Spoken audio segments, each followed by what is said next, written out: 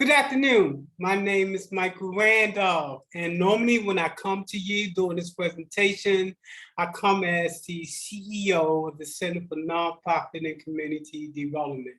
Today, I'm going to switch up my hats, and I'm coming today as a board member with the West Tampa CDC Head of Economic Development.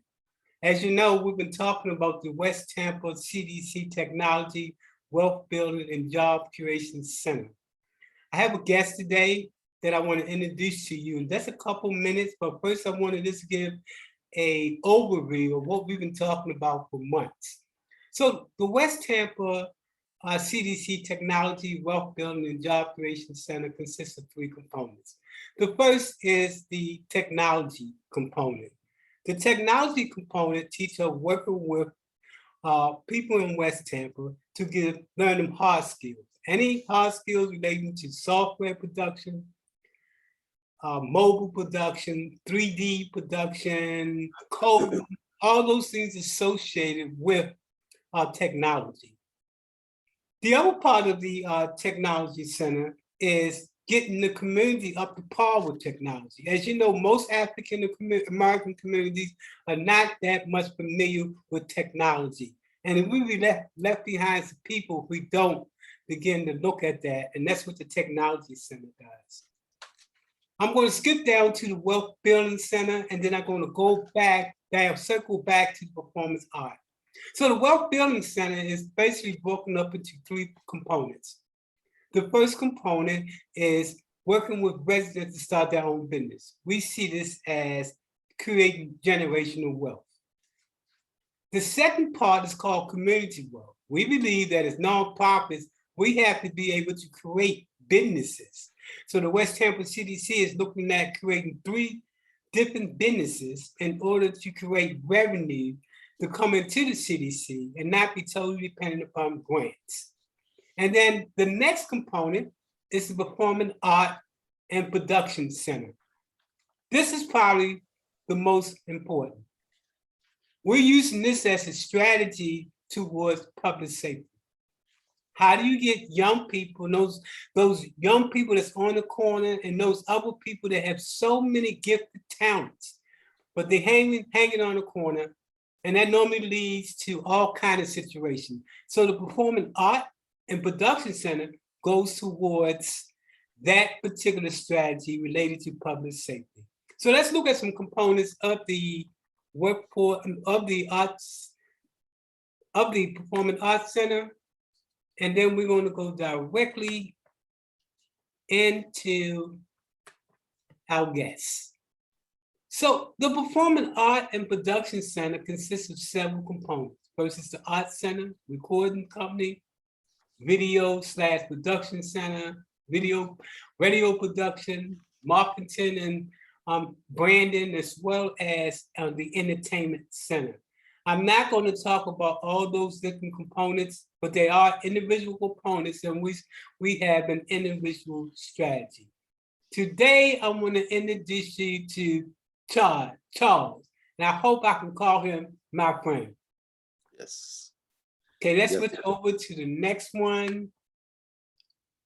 Charles, tell them who are you, and you're the CEO of whom, and give us a little bit of information about you. Good afternoon. My name is Charles Smith. I am the CEO of Christian Brothers Film Academy.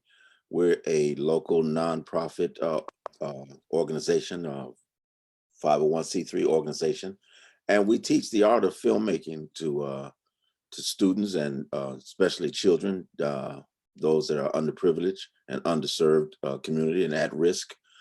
And we believe that that a lot of kids are influenced by negative images, and a lot of our communities are messed up because of the negative images that's out here, because we live in a image conscious society, and people imitate what they see via television or movies or and music, that kind of stuff. And so we're in that game where we can change the game. It's one thing to sit back and to complain about what's going on out here in the streets, but it's another thing to get in the game and change it.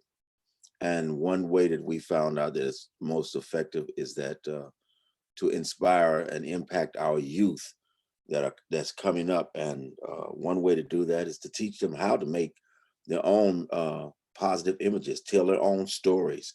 It's a viable way for them to release anger without using a gun.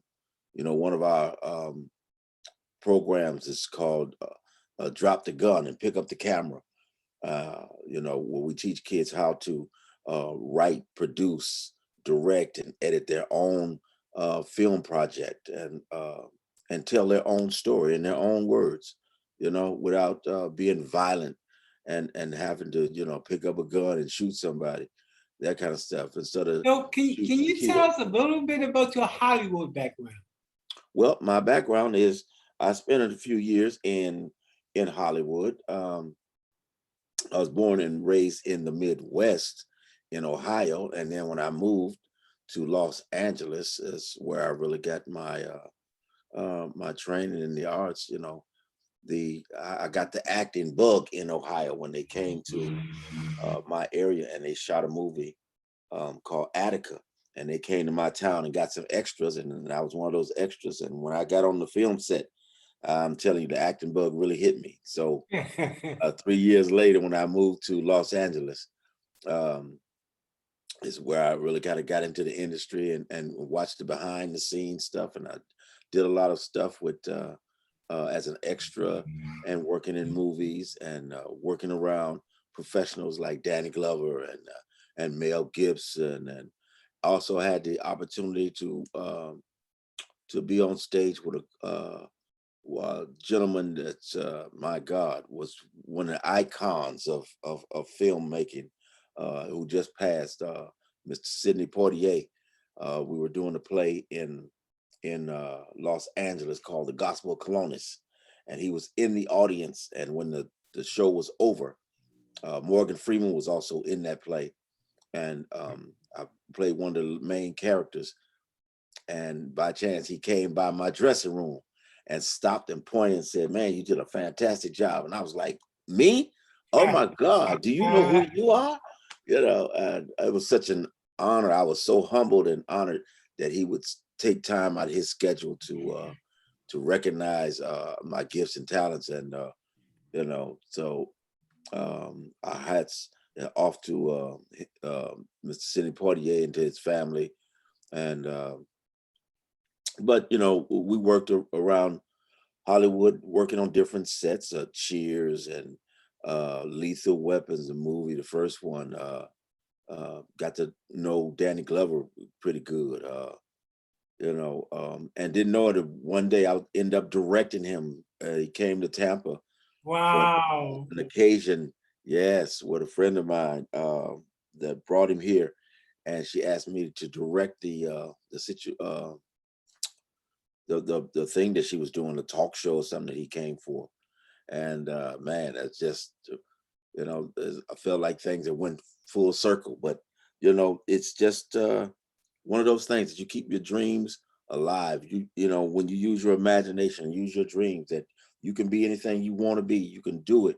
Just have to keep dreaming, and then look for those resources and look for that opportunity to present itself, and keep We going to are make it. so excited about working with you in terms of really beginning to change the narrative in communities that have been forgotten about. A person with your status, with your folks that you travel with in life, but yet you're so humble to want to come back in the neighborhood. Now, I like this right here. Let me just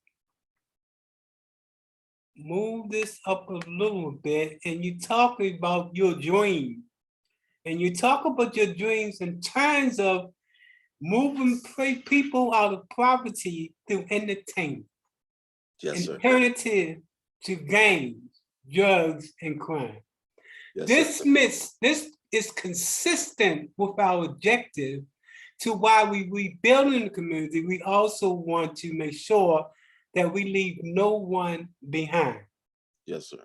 So, sir, anything else you want to say? Well, I am excited about the opportunity to work with this organization and with your organization, and we're putting all the pieces together because we want Yes. to go after these kids that look like been left behind, Thank you. and we Yes. know that we have something that we can impact their lives. We know we can turn these degenerating communities around. Yes. People just need hope. They need some kind of hope, something to grab a hold to look forward to, some kind of expectation. When they Exactly. stop dreaming and hoping, man, that's when Exactly. all the other things build up and crime increases and that kind of stuff. But we're Now, giving them an alternative. I remember you mentioned one time during an earlier conversation about the church that you attended and some of Yes, the sir. celebrities that attended that church. Share with us some of the celebrities. First, give props to the church, and then the celebrities that was also part of that congregation. Yes, sir. When I lived in Los Angeles, I was a member of a church that was well known called the West Angeles Church of God in Christ, pastored by the Bishop Charles Edward Blake, who happened to be the presiding bishop of the Church of God in Christ organization. And his local church membership carried something like 30,000 plus members. And within the members of that congregation, you have people like Denzel Washington, Angela Bassett, and Courtney B. Vance, Magic Johnson, um, Samuel Jackson, are all members there, at working in at the church. And Awesome. yes, and we had a chance to meet a lot of those people. Chris Tucker is there, and so they have an Awesome. impact of people that are well to do, and people that are just struggling, So but just it's a one common mix. one quick question before we leave this interview. Sir, you've been with some of the top celebrities, either by way of fellowship or by way of working with them. Yet you come down and you talk to normally the people that you're dealing with don't have money. They're normally the poorest of the poorest. But yet you humble yourself and you come down with all your talent and you treat that person just like you would a celebrity. How does that happen? What's in you, your humanity, that brings you to that level where you can treat a person just like you mentioned Sidney Poitier, again, a passing of a giant. Uh, but how do you do that? How are you able to transform from those larger than life type of figures and come down and talk to someone who don't even have a sense of direction? Some of them don't even know where they're going to get that next meal from. Yes, sir. Yes, sir. Well, my foundation and the root of my existence of who I am comes from my faith in God, and my parents were both in the ministry, and they taught me to love God and to love humanity and to love all mankind. And so I don't see big eyes and little U's. I see people as people, and every person deserves respect and honor and dignity. I don't care what your condition is. I still can love you for you and who you are, because you are a person and you deserve respect. And I treat everybody.